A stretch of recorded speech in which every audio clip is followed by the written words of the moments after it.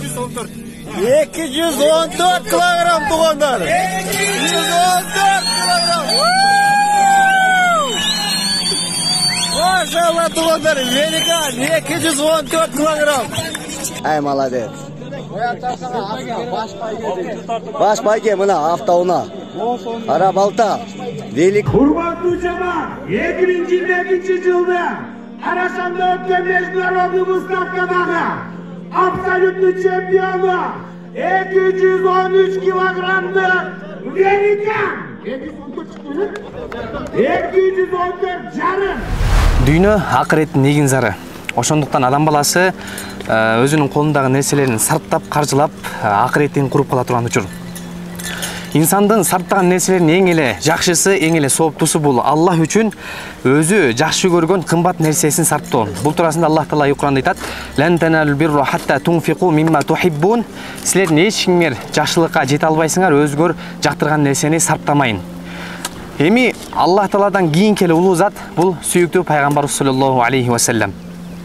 Ошондуктан пайгамбар саллаллаху алейхи ва саллям тирүү кезинде затына ал эми көз өтүп кеткенден кийин пайгамбар саллаллаху алейхи ва саллямдын атынан сарптоо бул өтө жакшы, өтө сооптуу амал. Аллах Таала Кур'анда айтат: "Ва'ламу аннама гъанимтум мин шайин фа анна лиллахи хумусаху ва лир-расул."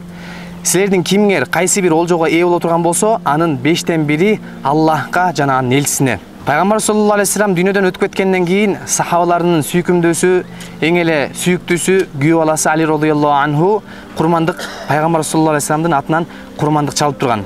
Мына бүгүн курман айт күнү Абдурахим шейх устазыбыз мынакей асыл тукум Арашан пародасынан болгон эл аралык выставкада 3 жолку абсолюттук чемпион мынакей Великан аттуу кочкорду курмандыкка чалууда. Мынакей өзүңүздөр көрүп тургандай, бул кочкордун сыйлыктары биринчи орун, бир канча жол биринчи орун болуп келген. Бул жакта мынакей диплому дагы оор салмактагы кочкорлор арасында биринчи орунда ээлегендиги үчүн сыйланат деп сыйлык баракчаларында берилген. Ушул кочкор бүгүн мынакей Абдурахим шейх устазыбыз курман айттын берекети менен курман айт күнү ошону пайгамбарыбыз саллаллаху алейхи ва саллямдын атынан курмандык чалууда азыр. Кымбат нерсе кымбат орундар үчүн сарпталат.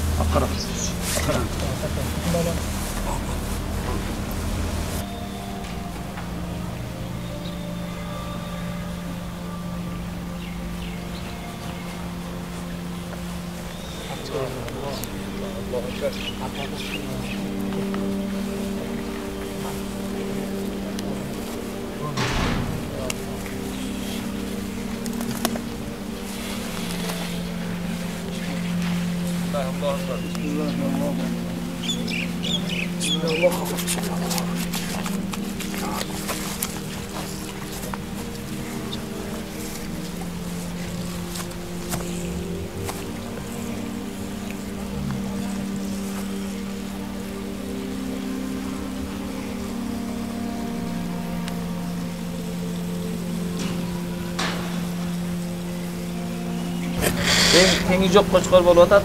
Шейх устаз ушуну пайгамбар саллаллаху атынан тоюп атат. Ошол үчүн силердин мындай бир көрсүндүгү бир сүннөт келечекте ушуга иншалла бейет кылып койгула. Али радыйаллаху анху сүннөтүн тирилди атат шейх устазыбыз. Али радыйаллаху анху жыл сайын калтырбай пайгамбар саллаллаху сүннөтүдө. Ошол үчүн эң дүйнөдөгү эң чоң кочкорду, эң улуу адамзаты, эң кадырлуу инсандын атына карап пайгамбар саллаллаху атына тоюп атат. Иншалла ушуну менен ушул сүннөт тирилип кетсин эми бүткүл аламга. Жакшылык иштер негизинен жашыруун кылынат. А бирок кээ бир учурда кандайдыр бир максаттан улам аны ашкери кылуу абзелирээк. Мына ошол себептен эл ичинде унутулуп бара жаткан сүннөттү тирилтүү максатында ушундай өрнөктүү иштер болууда.